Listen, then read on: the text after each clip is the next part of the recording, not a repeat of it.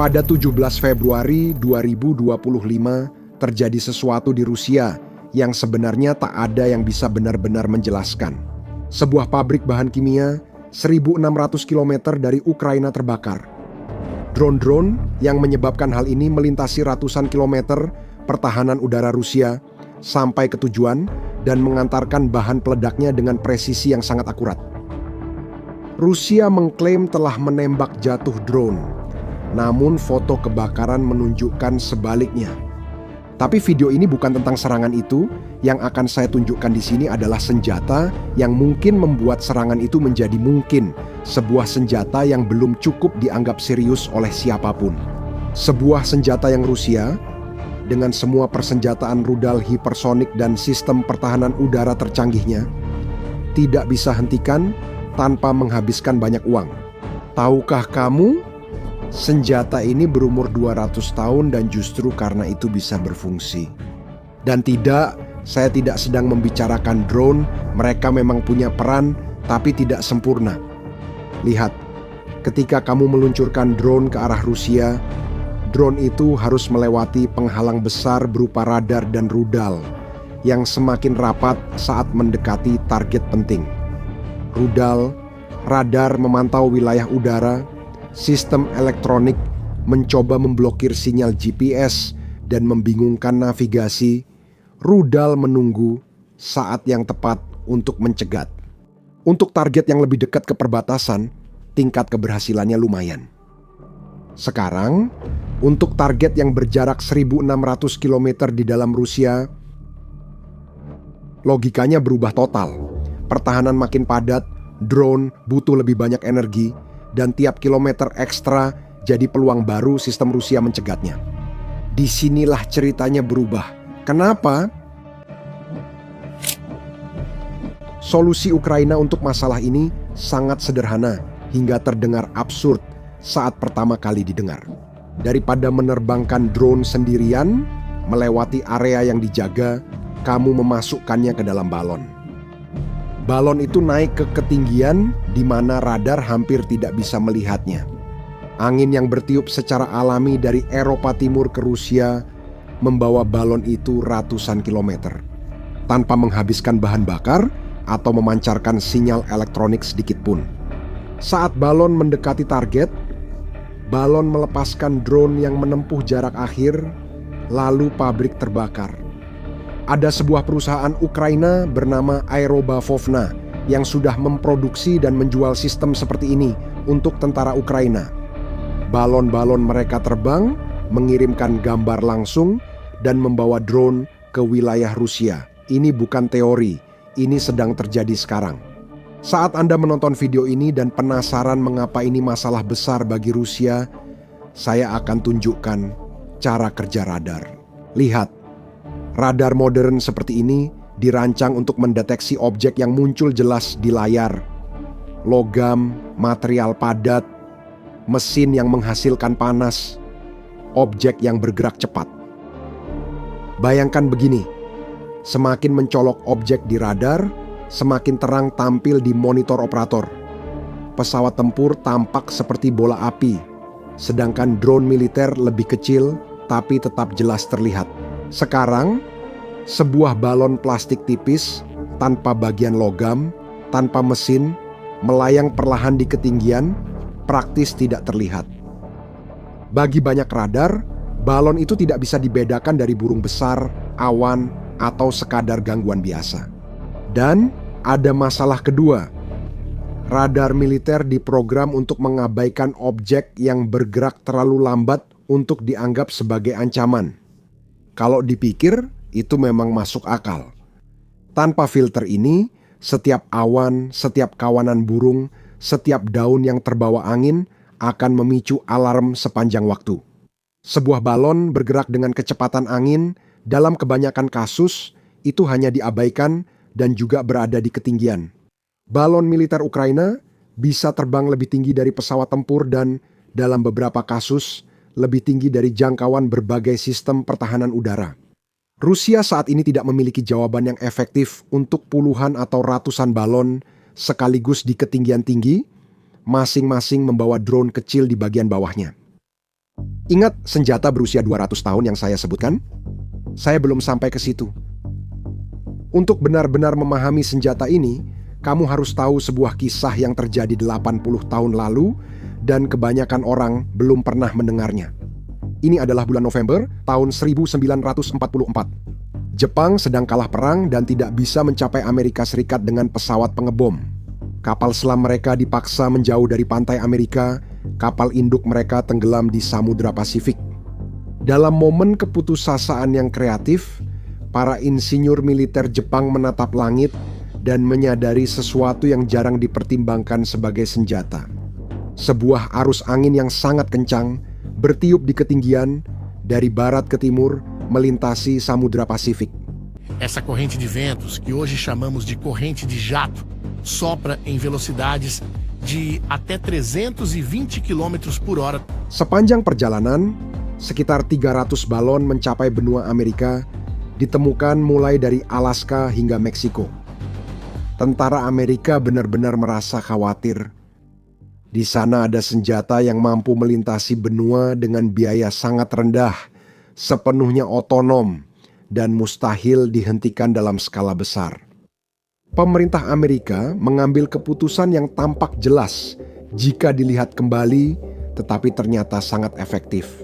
Mereka menyensor seluruh media, tidak ada koran, tidak ada radio, tidak ada penyebutan publik tentang balon-balon itu, keheningan benar-benar total.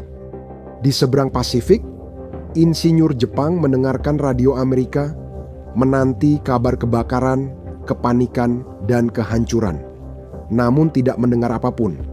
Mereka menyimpulkan balon-balon jatuh di laut sebelum tiba di tujuan. Program tersebut dihentikan pada April 1945, beberapa minggu sebelum sebuah keluarga di Oregon mengalami hal sebaliknya dengan cara terburuk. Pada tanggal 5 Mei tahun 1945, pendeta Artie Michel membawa istrinya yang sedang hamil dan 5 anak dari sekolah minggunya untuk piknik di sebuah hutan di Oregon. Anak-anak itu menemukan sebuah benda aneh di tepi sungai kecil. Sebelum pendeta itu sempat berteriak memberi peringatan, balon itu meledak. Elsie Mitchell dan kelima anak yang berusia antara 11 hingga 14 tahun tewas. Mereka adalah satu-satunya korban sipil akibat aksi musuh di wilayah daratan Amerika Serikat selama Perang Dunia Kedua. Fugo dinilai sebagai kegagalan militer saat itu. Namun, jika kita melihat lebih dekat, itu sebenarnya jauh lebih mengganggu. Ini adalah bukti bahwa sangat mungkin menyerang musuh yang berjarak 9.000 km dengan teknologi berbiaya sangat rendah, tanpa pesawat, tanpa rudal, bahkan tanpa satu pun jalur pasokan. Yang mengakhiri program itu bukanlah pertahanan Amerika, melainkan keheningan Amerika. Inilah perbedaannya yang mengubah segalanya saat membandingkan Jepang 1944 dengan Ukraina sekarang. Ukraina tidak menyembunyikan rahasia keberhasilannya. Setiap serangan yang berhasil langsung diumumkan dan disebarkan.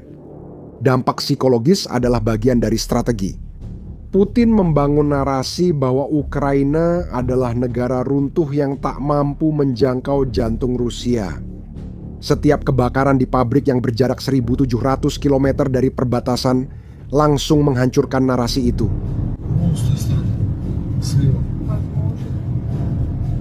Di depan rakyat Rusia, Jepang kalah karena diam. Ukraina belajar dari kesalahan itu dan bertindak sebaliknya. Namun, masalah Rusia bukan hanya psikologis, tapi juga keuangan dan lebih serius dari yang tampak. Kenyataannya, Rusia punya pengalaman dengan balon militer.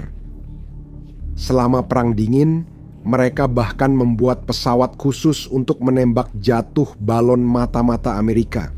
Tapi pengalaman itu dibangun untuk balon-balon besar, lambat, yang bisa bertahan berminggu-minggu di udara, mengumpulkan informasi. Balon Ukraina sekarang benar-benar berbeda. Balon ini kecil, murah, bisa diluncurkan puluhan atau ratusan, dan bukan membawa kamera tapi membawa drone.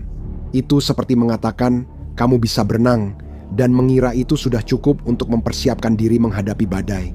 Bayangkan kamu punya trotoar yang harus dijaga, lalu tetanggamu mulai melempar kerikil ke jendelamu. Kamu membeli sistem pertahanan canggih yang harganya ribuan ril untuk setiap batu yang dijatuhkan. Sementara tetanggamu punya satu ember penuh kerikil yang harganya cuma 10 rial untuk semuanya. Siapa yang akan kalah duluan? Itulah yang sedang terjadi sekarang. Ya, balon-balon itu bergantung pada angin dan memerlukan waktu beberapa hari untuk tiba. Mereka bukan senjata presisi, namun justru ketidakpastian ini membuat pertahanan mustahil direncanakan. Kamu tak bisa memprogram radar untuk mencegat angin. Untuk menjatuhkan sebuah balon dengan rudal Rusia, biayanya sekitar 1 hingga 2 juta dolar per tembakan. Sebuah balon Ukraina hanya memerlukan beberapa ratus dolar untuk dibuat. Menurut Pusat Studi Strategis dan Internasional Amerika Serikat, setiap kali Rusia menggunakan salah satu rudal itu untuk menyerang objek murah, mereka membakar uang dengan rasio 1:5.000 atau bahkan lebih buruk. Ketika Anda mengalihkan ini dengan ratusan kejadian selama berbulan-bulan, Anda mulai memahami mengapa negara-negara dengan pertahanan canggih bisa kalah dalam perang atrisi melawan musuh yang menggunakan senjata murah. Dan sistem pertahanan udara Rusia sudah kewalahan. Bahkan sebelum memikirkan balon itu, pada tahun 2025, Rusia bahkan mengklaim telah menembak jatuh 334 drone hanya dalam waktu 24 jam. Seperti yang kamu bayangkan, setiap intersepsi menguras amunisi. Setiap rudal yang dipakai melawan drone murah adalah rudal yang tak bisa digunakan untuk target sesungguhnya. Balon menambahkan lapisan baru pada semua ini, beroperasi pada ketinggian dan kecepatan yang berbeda. Memaksa Rusia melindungi wilayah lebih luas, sementara sumber dayanya sudah di batas kemampuan. Dan ada masalah yang lebih besar, mungkin paling penting, lihat. Secara teori, Rusia bisa mengatasi masalah drone biasa. Itu mahal dan butuh banyak upaya industri, tapi solusinya ada. Mereka bisa membuat lebih banyak pencegat, membangun lapisan pertahanan, dan melindungi lebih banyak wilayah. Ini perlombaan senjata klasik yang lebih besar bisa menang karena jumlah. Hanya saja, melawan balon, tidak ada solusi seperti itu.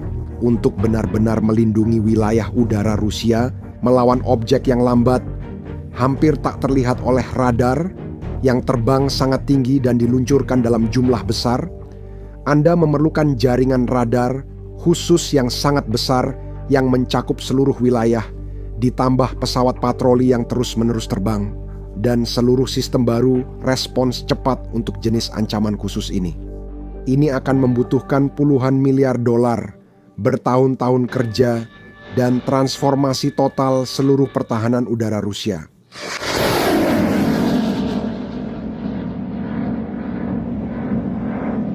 Semua itu harus dilakukan sementara perang masih berlangsung. Ekonomi sedang tertekan oleh sanksi, dan Ukraina terus menyerang. Tepatnya pabrik-pabrik yang akan memproduksi peralatan yang dibutuhkan untuk perlindungan tersebut. Ini adalah paradoks yang kejam. Untuk melawan balon-balon itu, Rusia perlu pabrik yang justru dihancurkan oleh balon-balon tersebut. Pabrik Metafrax di Gubaka misalnya adalah salah satu produsen bahan kimia terbesar di Rusia. Tanpa bahan-bahan tersebut, rudal dan bahan peledak Rusia sama sekali tidak bisa dibuat. Itu adalah bagian yang tak tergantikan dalam rantai produksi. Dan ironisnya, bukan sanksi internasional yang menghentikan pabrik-pabrik tersebut. Itu adalah sebuah balon. Dan ini menimbulkan pertanyaan yang menarik, mengapa sebuah pabrik yang dilarang oleh seluruh dunia tetap beroperasi secara normal sampai akhirnya dihancurkan secara fisik? Jawabannya, setidaknya cukup tidak nyaman. Kenapa? Sanksi memang menciptakan kesulitan, meningkatkan biaya, memaksa penyesuaian, tetapi tidak menghancurkan kapasitas fisik. Sebuah pabrik yang dilarang masih bisa berproduksi jika menemukan pemasok alternatif, jalur impor paralel, dan pembeli yang mau menutup mata. Setelah 3 tahun perang dan adaptasi paksa, Rusia kini sangat mahir menemukan alternatif-alternatif tersebut. Sekarang, sebuah drone di dalam balon tidak punya alternatif. Ia sampai atau tidak sampai, dan ketika sampai, kerusakannya bersifat fisik, langsung, dan tidak dapat diperbaiki.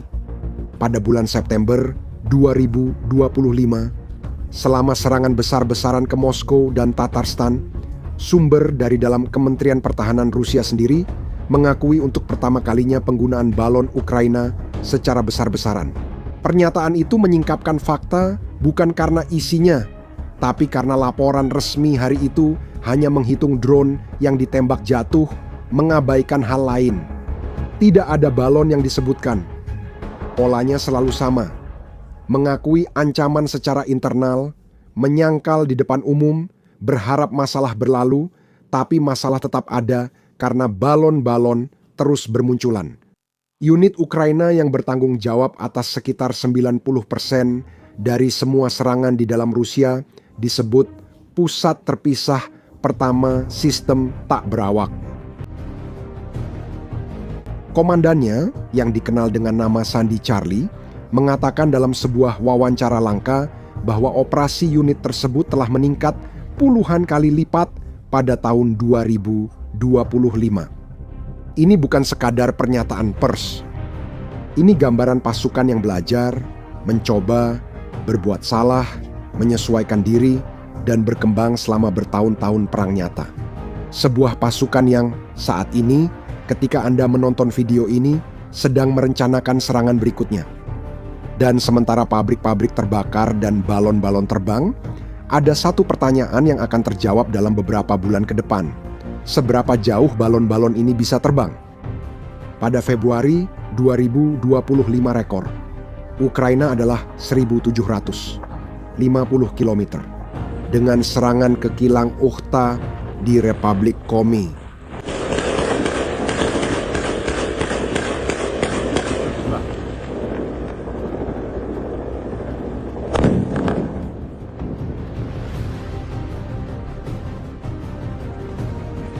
Serangan ke Metafrak sedikit di bawah itu. Keduanya menunjukkan Ukraina makin percaya diri menyerang target yang dulu dianggap tak tersentuh Putin. Jika balon-balon itu membantu memperluas jangkauan tersebut, seperti yang tampaknya terjadi, maka batas Ukraina bukan lagi seberapa jauh drone bisa terbang, melainkan seberapa jauh angin bisa membawa. Dan angin, seperti yang diketahui setiap orang Ukraina, bertiup ke timur. Saya ingin tahu pendapat Anda. Menurut Anda, apakah balon dapat berpengaruh besar dalam perang? Tinggalkan jawaban di komentar. Jika video ini mengubah sudut pandang Anda tentang perang ini, bagikan ke orang yang mengikuti konflik ini. Jika belum berlangganan, tombolnya ada di situ. Kami akan terus mengupas apa yang ada di balik berita utama. Sampai jumpa di video selanjutnya.